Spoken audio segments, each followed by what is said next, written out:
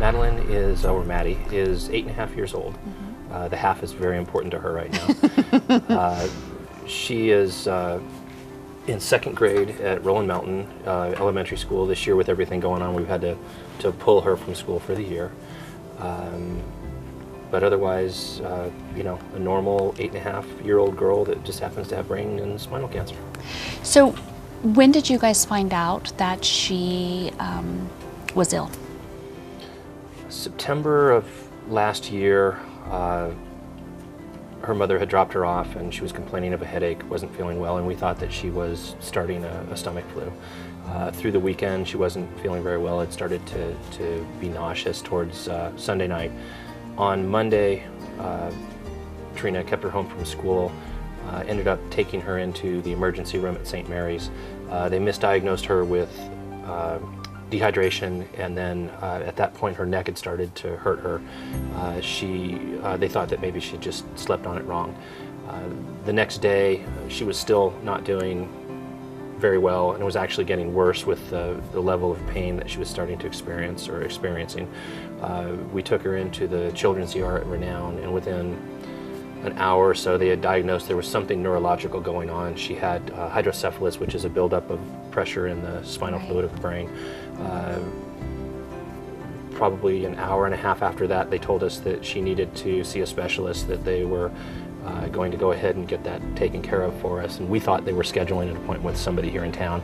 It turned out that they were trying to figure out whether they were going to airlift her to the Bay Area or airlift her to Las Vegas. So she was in Las Vegas that night, and then at 7 a.m. in the morning they operated to relieve pressure in her head. And what was her actual diagnosis? Her diagnosis at that time was just the hydrocephalus, but really there are only a handful of things that do that. Hers would have been, at this stage, trauma or some type of tumor, or potentially even infection that would block the fluid from being able to circulate. But they operated to relieve the pressure, put in a temporary valve that effectively allowed them to release the pressure when it needed to be released.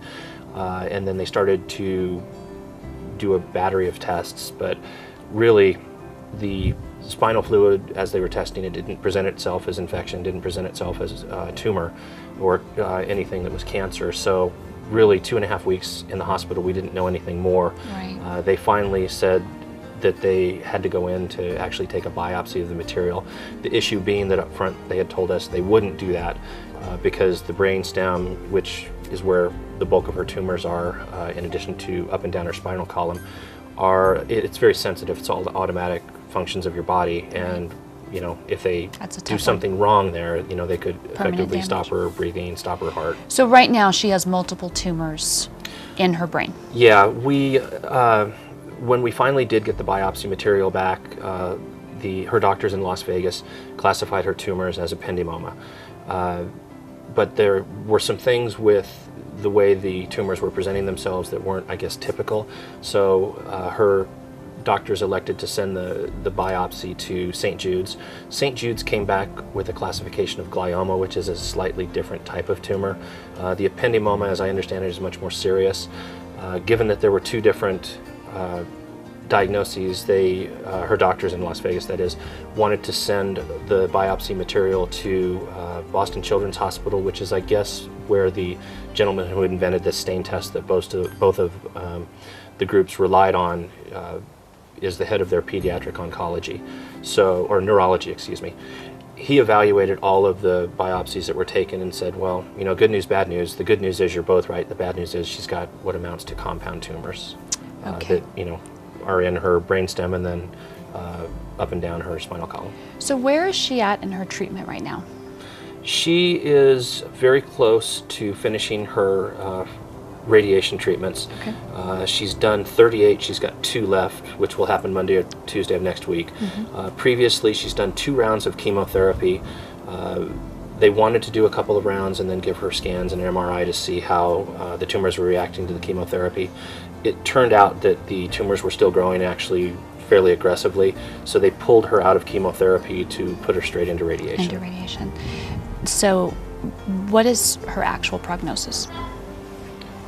As I understand it, or the doctors? Well, as you understand it. We're swinging for the fences. I mean, it is a very aggressive pediatric brain cancer that, most of the time is fatal, but, if there's a chance, that's where we're going, and Absolutely. we're swinging for the fences. So how has Maddie's diagnosis changed your life and Trina's life? Wow. Because none of her treatments happen here, right? You have to No, travel for everything's in Las everything. Vegas, yeah, and she's Monday through Friday. Trina's given up her job to care for Maddie, correct? Yeah, and I've been lucky enough that, I can still work remotely with, laptop and cell phone, but yeah, it's tough. We're in Vegas. Trina and I have switched off every other week of being in Las Vegas with Maddie. When Trina and Maddie are in Vegas, we fly them back and forth. I drive back and forth. Yeah, So financially, it has to be devastating in addition to the emotional devastation. it's noticeable. Yeah. It's noticeable. Yeah, no, we're making it work, but at the end of the day, we're doing whatever we have to. I mean, it's our baby girl. That's right, that's right.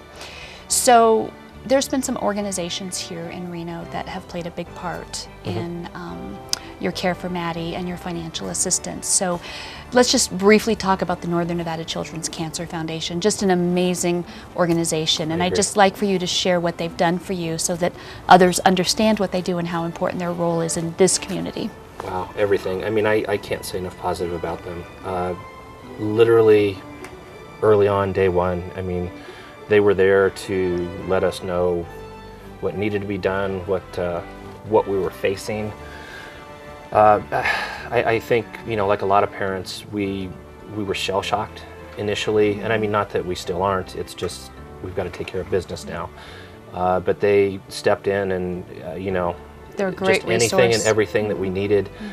They gave us a heads up on things that we needed to do or that we had access to, or, just even silly things. Well, not silly things, that's a bad choice of words, but gas cards to, for driving back and forth, just, things that we probably wouldn't have thought of but would have encountered on our own. That They get right down to the bare we're not bones of what reinventing people the wheel. need. They know. Yeah. I mean, there's Yeah. a very definite structure, not that everyone's the same, but they've been through it many times. They're very good with what they do, and they. Like I've I said, heard I many can't say people enough say that. good things. Yeah. And then Make-A-Wish, Maddie's connected with Make-A-Wish as well. Yeah, Make-A-Wish. We were down a couple of weekends ago to do her interview for her actual wish. It's ongoing that we're working with the people over at Make-A-Wish to make that happen. But yeah, it should be pretty exciting and something that Maddie will love. I'm sure. And then, of course, we can't have this conversation without talking about the Ronald McDonald House. Yeah, they've been awesome, and it was something that initially, with Maddie being in the hospital, Trina and I both elected not to leave the hospital just because there was so much going on. But now with radiation, it is an outpatient treatment, so she's at the treatment facility for about an hour a day, and other than that, we're kind of on our own. But I mean, we initially thought we'd try it, and then we could stay at a hotel if we didn't like it, but. They are amazing. I mean, they're geared for kids that are... So you use the one in Las Vegas? We do. That's, where all Maddie's treatments are taking place. But they're amazing. But with that being said, every single house operates essentially the same. I mean, it is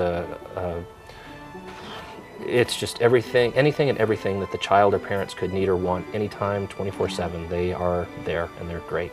Great resource. I don't know what families would do in your situation without organizations like the ones that we just spoke about. I mean, can you imagine that, right? I can't even imagine. Can't even imagine. Yeah, no, it's overwhelming sometimes because it allows us to focus on what we need to. Yeah. Well, we have an amazing community here, and we've got amazing organizations, we've got amazing people, and I feel very confident that the community will circle around you and help you guys with what you need. Thank you.